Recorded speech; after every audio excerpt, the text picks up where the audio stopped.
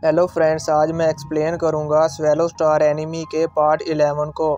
तो जैसा कि लास्ट एपिसोड में हमने देखा कि दोनों टीम्स एक दूसरे के आमने सामने थी और वो फाइट के लिए बिल्कुल रेडी थी, पर तभी वो पार्ट वहीं पर ख़त्म हो गया था। तो आज हम देखते हैं कि आगे क्या होगा।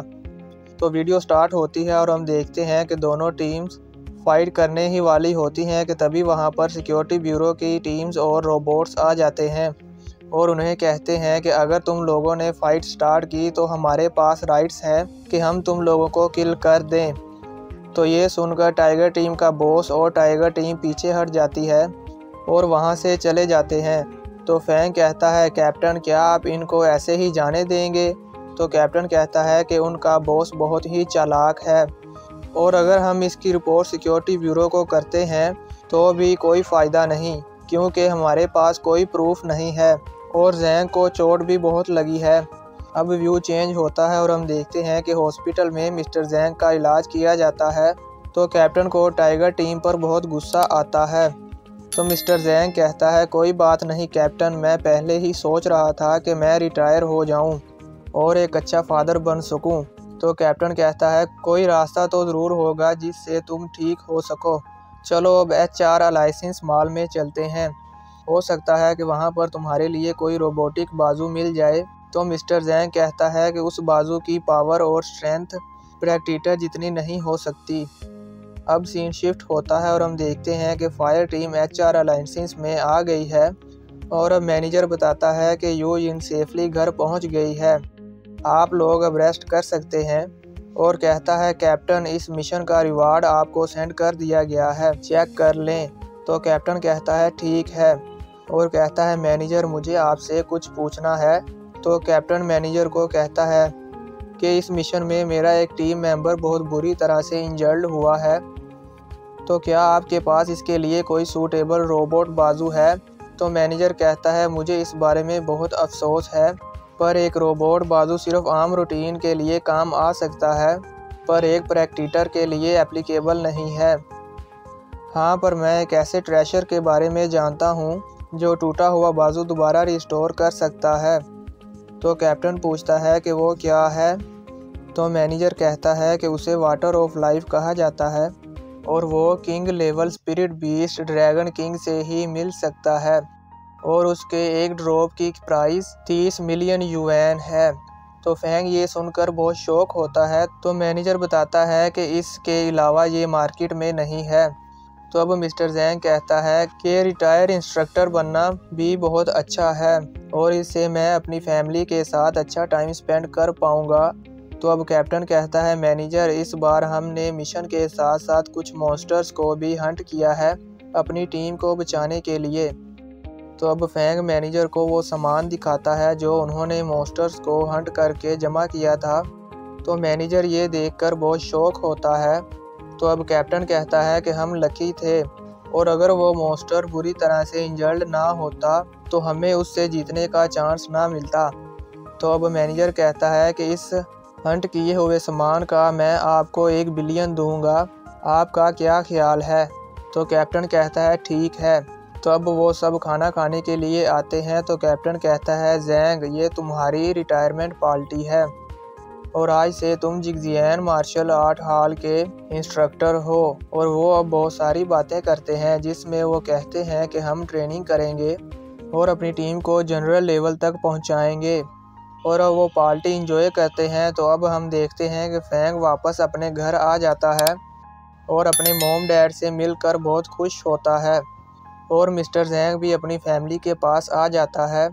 अब सीन शिफ्ट होता है और हम देखते हैं कि फैंग अपनी कल्टीवेशन कर रहा होता है और वो सोचता है कि मेरी स्ट्रेंथ अब इंटरमीडिएट लेवल तक पहुंच चुकी है। तो अब फैंग को कैप्टन की कॉल आती है। तो कैप्टन फैंग को कहता है, फैंग HR अलाइंसिस में आओ, यहाँ पे तुम्हारे लिए कुछ अच्छा है। तो अब फैंग वहाँ पर जाता है। तो कैप्टन फैंग को 9 लाइटनिंग स्वॉर्ड के 6 फ्लाइंग नाइफ दिखाता है। तो फैंग ये देखकर बहुत शौक होता है। तो कैप्टन फैंग को ये फ्री में देता है, पर फैंग नहीं लेता। तो कैप्टन कहता है कि तुमने हमें सिल्वर मून वुल्फ से बचाया था, तो मेरी तरफ से ये तुम्हारे लिए गिफ्ट है। तो अब वो वहाँ से जाने लगते हैं। तो फैंग को यू जिन नज़र आती है। तो फैंग उसके पास जाता है और कहता है, तुम अभी अभी जंगल से वापस आई हो, तुम्हें कुछ दिनों के लिए रेस्ट करनी चाहिए। तो यू जिन कहती है, मैं घर में बोर हो रही थी तो मैंने सोचा कि जाकर थोड़ा काम कर लूं। और कहती है, फैंग मुझे बचाने के लिए थैंक्स, और मैं अपना काम फिनिश करने के बाद तुमसे मिलूंगी। और इसके बाद यू जिन वहाँ से चली जाती है। और तभी वहाँ पर यू जिन का भाई आ जाता है और वो कहता है, यू जिन कहाँ है?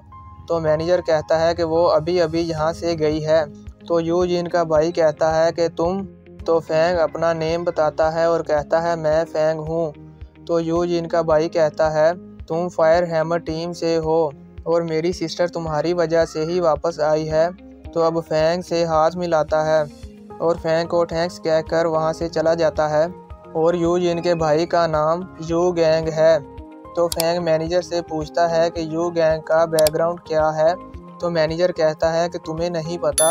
तो फैंग कहता है, नहीं। तो मैनेजर फैंग को उसकी फैमिली का बैकग्राउंड बताता है।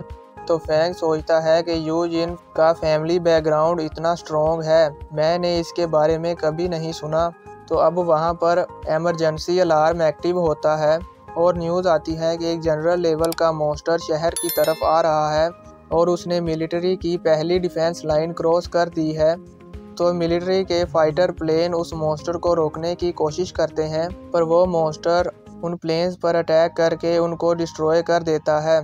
तो फैंग ये देखकर वहां जाने लगता है। तो कैप्टन उसे रोकता है और कहता है, जनरल लेवल मॉन्स्टर ऐसी चीज़ नहीं है जिससे हम निपट सकें। और तभी वो देखते हैं कि वहाँ पर एक प्रैक्टिशनर आ गया है और वो गॉड ऑफ वार लेवल का वॉरियर है और उसने फाइटर प्लेन के पायलट को बचा लिया है, जिस प्लेन को उस मॉन्स्टर ने डिस्ट्रॉय कर दिया था।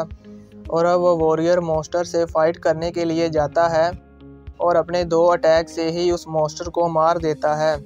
तो अब यू गैंग फैंग के पास आता है और कहता है, गॉड ऑफ वार लेवल होने के बावजूद भी उसने ऑर्डिनरी फाइटिंग स्टाइल से फाइट की।